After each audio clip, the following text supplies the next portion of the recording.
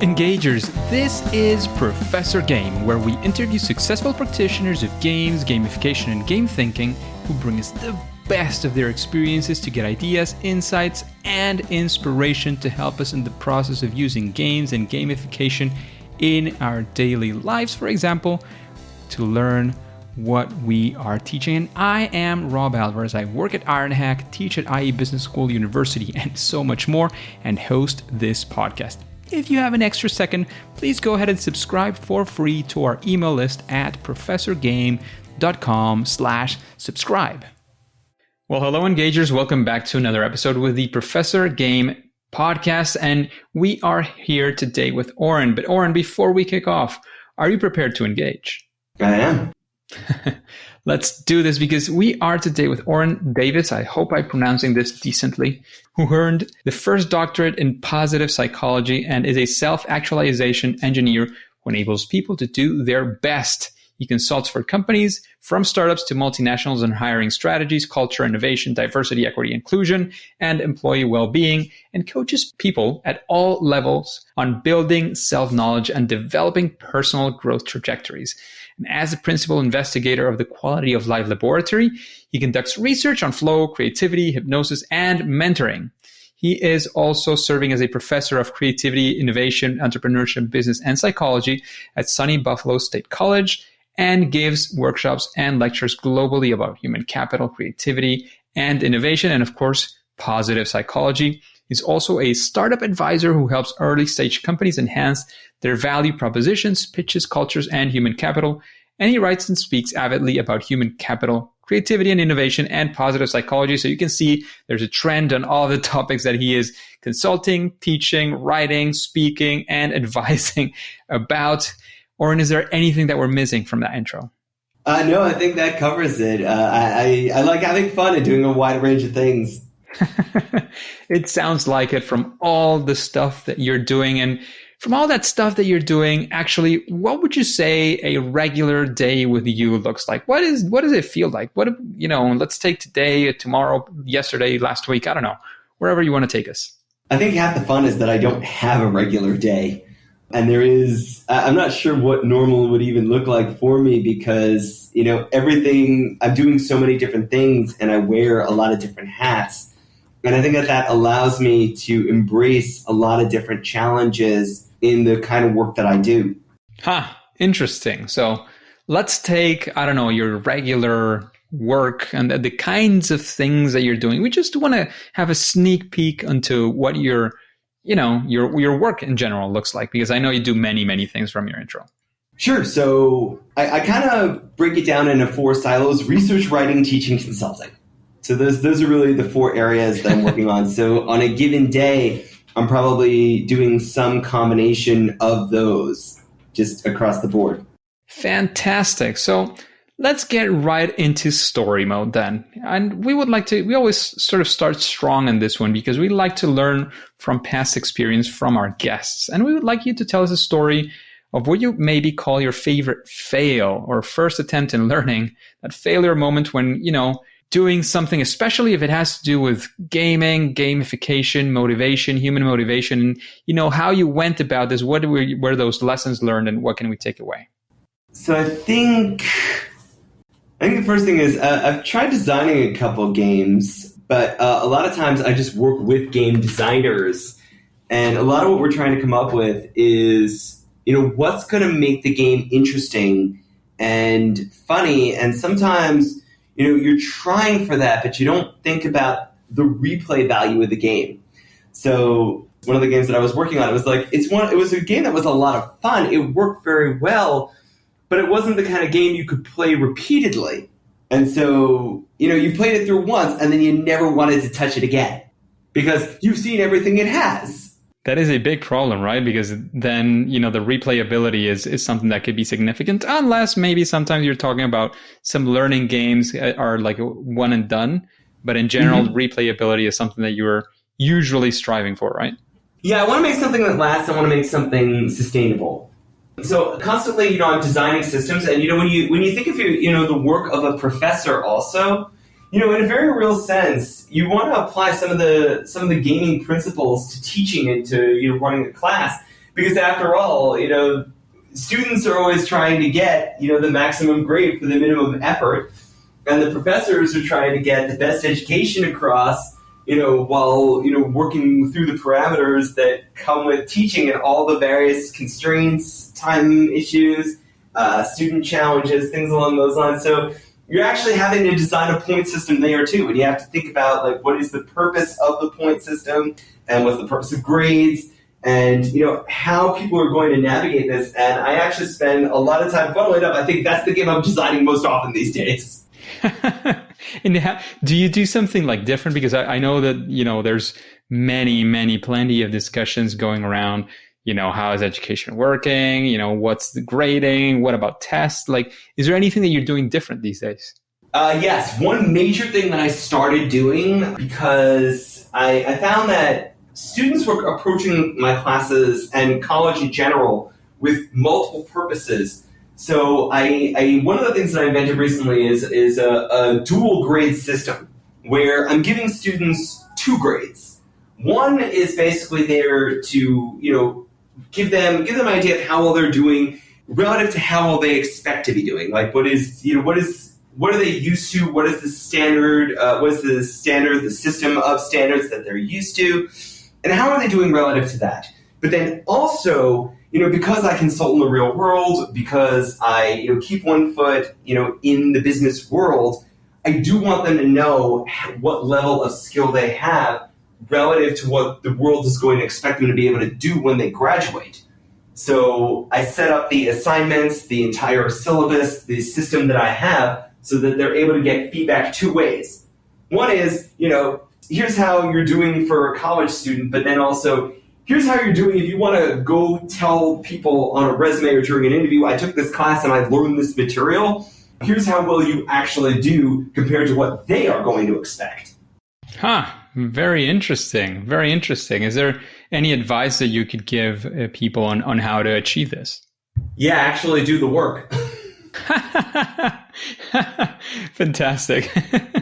That is very good, especially in a world where there's plenty of academics that are, doing a great academic work, but not all of them have time, call it as you will, to do also some work outside in sort of the industry as well. And that is a very interesting point and perspective as well. So I completely agree. Like in my case, I don't do the research and academic part, but I do teach.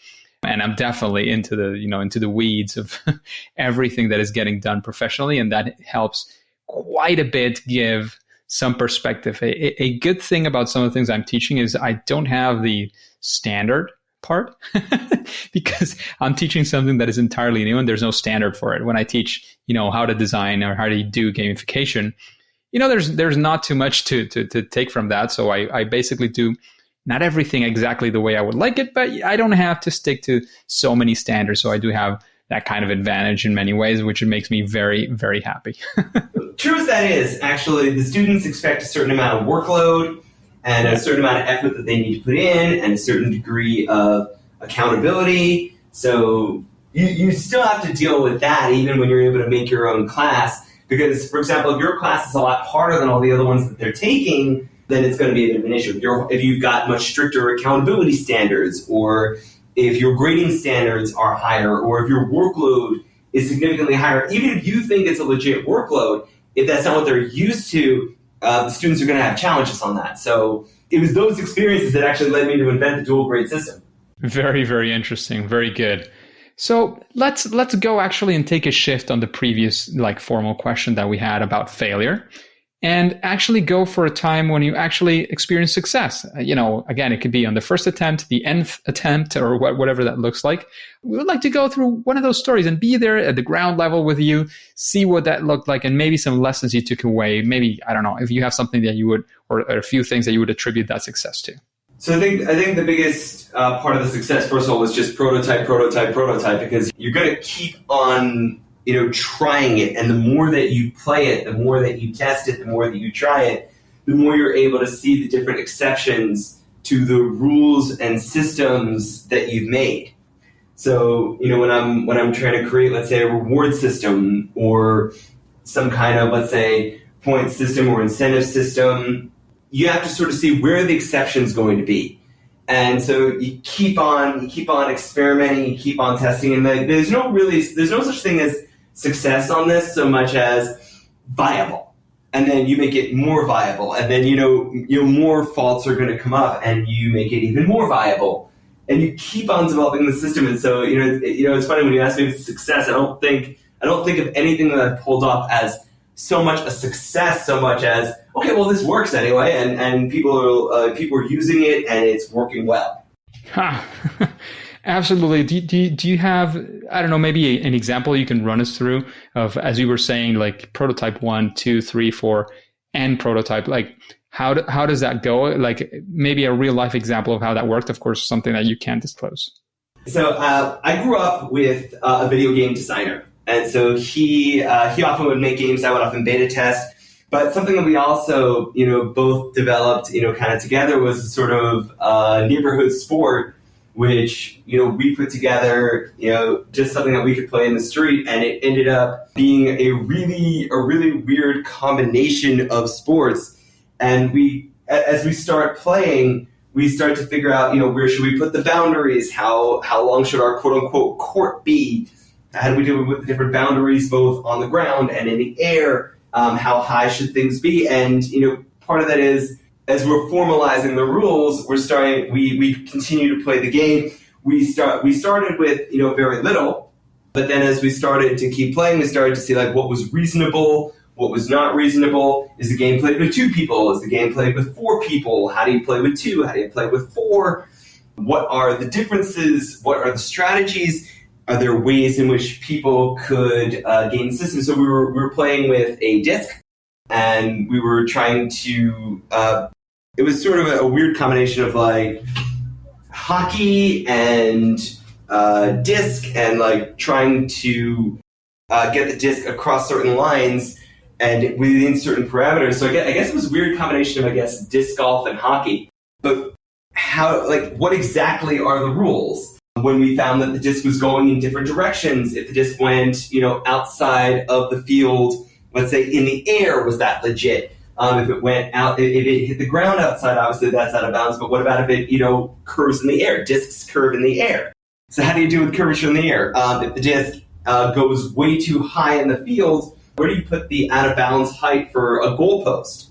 So things along those lines. Dealing with ricochets. What if you have extra players? How do you put those in, and so on?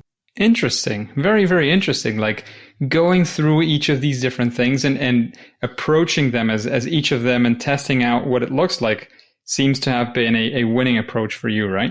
Yeah, I mean, just thinking, the first time we tried a 4-player version, all players were allowed to use their hands, and we realized that just made the game ridiculous. Nobody could do anything. So we started changing the rules of like who could use their hands, who couldn't use their hands.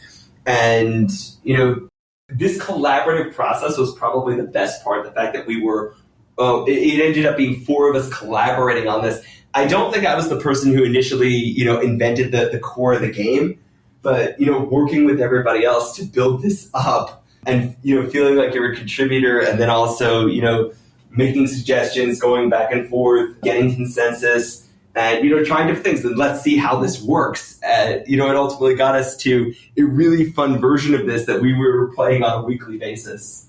Sounds pretty nice. Very, very neat. So thank you for that experience as well. And again, I think you would, as you were saying, you would probably attribute that success precisely to prototyping, right? Absolutely. and being willing to just, experiment around and try something crazy just to see how it works, and, being willing to get that feedback of like, okay, how is this feeling? How is that working? Does this make sense? And kind of wait for the exceptions to show themselves in addition to looking for where things could go weird. Very, very good. And talking about this prototyping process in general, if you were to approach, perhaps, as you were saying, in your role, of course, the creation of a game and your involvement, and perhaps, how the game designer is involved as well, what would you say is maybe a general process, or I don't know if to call them steps or not, like how does that happen when you're creating a game? What are, things you look at? How does it start? When do you know, this is a good prototype that is good enough to be shown to other people?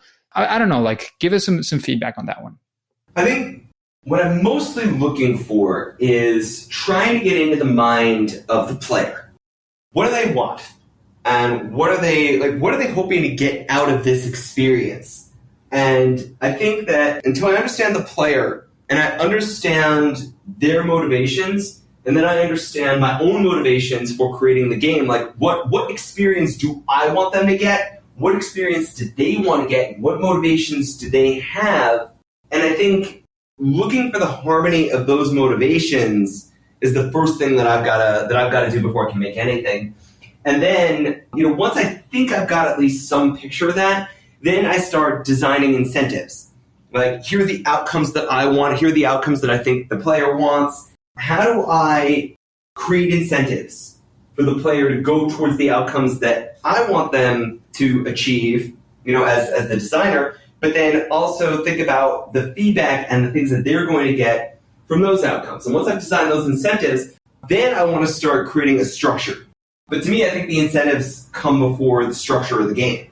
And then I can think about, let's say, how they're going to achieve sub-goals and how they're going to get rewarded, and are the rewards going to be good enough, and are they going to be rewards that they want, are they rewards that I want to see them get?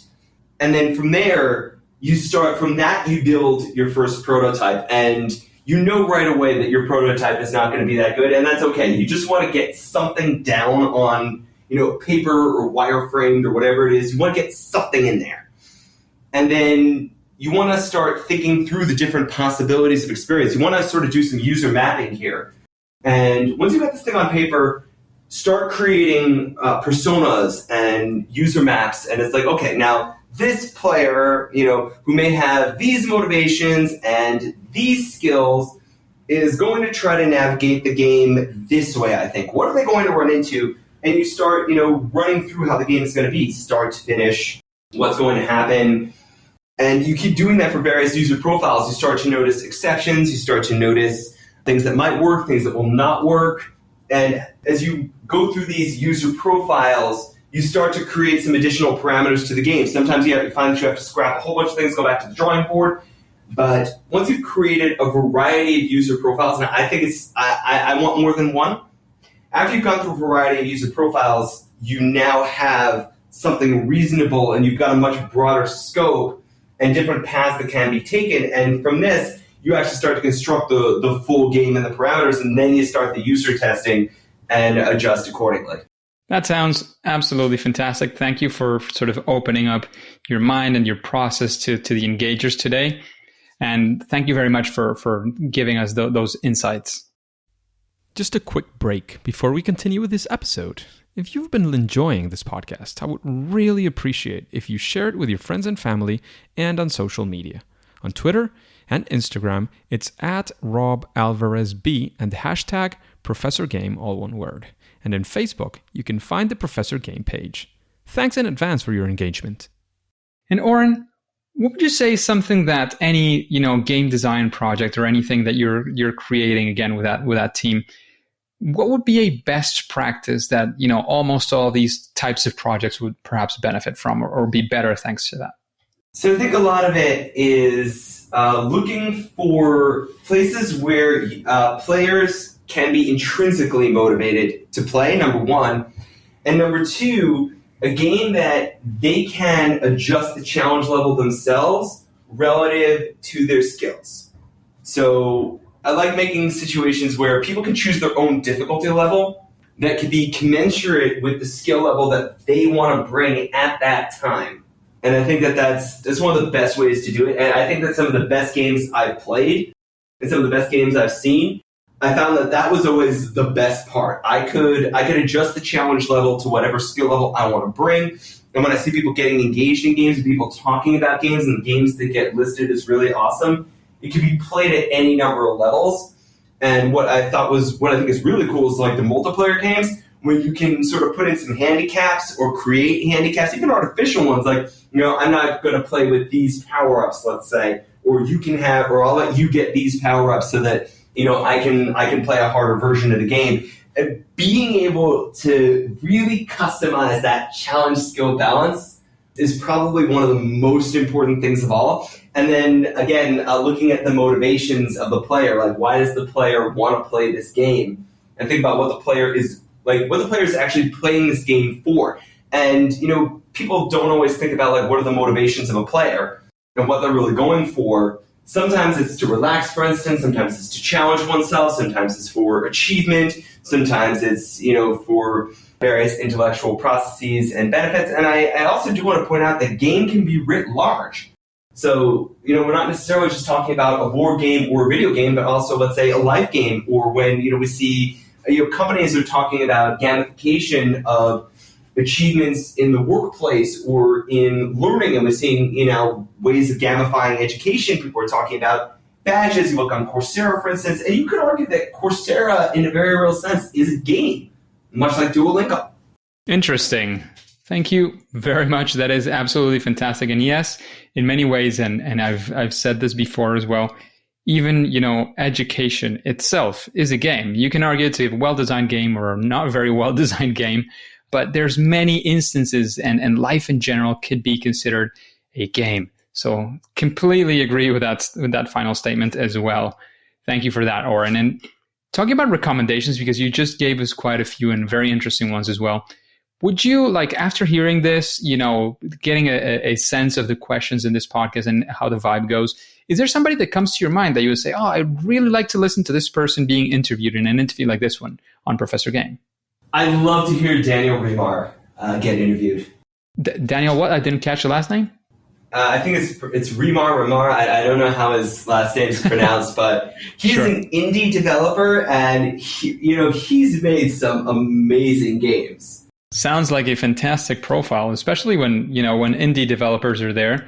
There's plenty of times and plenty of occasions when, the indie developer has to do everything. So you can get insights from all throughout the process and all of the different instances and all the different things that development of a game requires. So it sounds like a very good one. Also, I found that he's really good with, good game concept and design. He makes very enjoyable games. I think of one of them in particular where the graphics aren't that great, and the sound's all right. And, he's clearly got a good ear for music and such. But the mechanics of the game, the play, the modalities of the game can be played in so many different ways, and he creates different achievements that are, some are easier, some are harder, and it's got insane replay value and just incredibly fun, even though it's, it looks like it's almost an 8-bit game. And that's okay. There's also, the whole retro movement too. Yeah. So you go on, I think it's remar.se, and you just see all these neat games. There's one that's even like black and white. And just, you never think that something with such simple graphics, it's kind of like, V6 Times, is a game with, incredibly simple graphics, but wow, what a game. There you go. And in that same sense of recommendations, is there a book that you recommend us to read? Sure. I would very much recommend reading Flow by Mihai Csikszentmihalyi, and I'm going to spell that because it's hard to pick out. It's Csikszentmihalyi. And his book on flow, one of the things that a lot of people study is how to experience flow while gaming. And funnily enough, a lot of researchers who research flow, one of the first things we do is we let people play video games and we analyze their game playing experience. Tetris, for example, is a very commonly used game in flow research.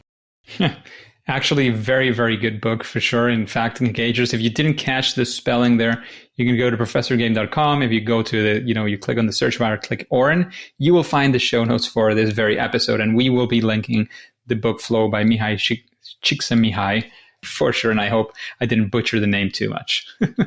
It's not an easy one to pronounce, especially when you're reading it. You see the way it's written. It's not very intuitive for English or even Spanish speakers like myself. Yeah, I had to work at it because I'm a native English speaker. But since he was my advisor, I kind of needed to learn how to pronounce it. Oh wow, very, very nice, very nice. So there you go.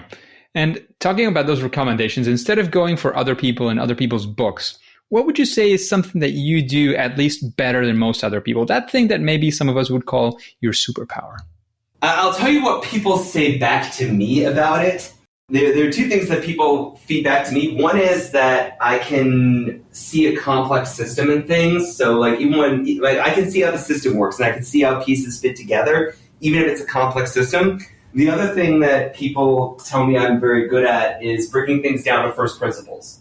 So going down to like the very first principles of things, what is the foundation of what we're doing, and then build it up from there. And that's probably why when I think about game design, I'm really thinking about the motivations of people. Like, why do people do what they do? So why are people going to play this game, and why do I want to make this game? To start there and build everything just from there. Sounds like a very, very useful superpower in this world, in the professional world in general. Very, very interesting. And thank you for sharing that as well. And Orin, we're almost running out of time, but there are a couple of questions that we need to make. And this one is going to be a very difficult one, at least from the feedback of our previous guests. What would you say is your favorite game? Oh, that's not fair. Man, I have so many that I love. Yeah, there are just a bunch of different games that I return to, but I think, all right, I'm going to cheat a little bit and pick a series. But I'm going to have to pick two. But I'm going to first of all, for platformers, I got to go with the Mega Man series. I could play that. My gosh, I think the number of hours I've spent playing Mega Man is a 4 or 5 digit number. It's just an amazing game, and I love it. And I can play through that series all the time. But also Final Fantasy, I really love. It is especially the games that are more customizable. So Final Fantasy 5, 6, and 7, which have incredible levels of customization. So I can adjust the challenge levels, any way I like, and play it in a whole lot of different ways. And I gotta also give honorable mention to Slay the Spire, which is also just an amazing game with a very customizable game with a lot of different opportunities, the different ascension levels, and ways of customizing the game, the challenge, things along those lines as well. So it sounds like, except for Mega Man, you're a big customizer, right? Well, even with Mega Man, I actually do some weird customizations of my own when I play. So let's say, trying to beat the game using only, one particular special weapon, like go get that special weapon right away and then try and beat the game using only that weapon, or like, only 2, or, just putting in extra parameters and handicaps to the greatest extent possible. There you go. A customizer himself, Orin. Fantastic stuff. So is there any final piece of advice you want to leave the engagers with? Of course, let us know where we can find out more about you, about your work, before we say that, at least for today, it's game over.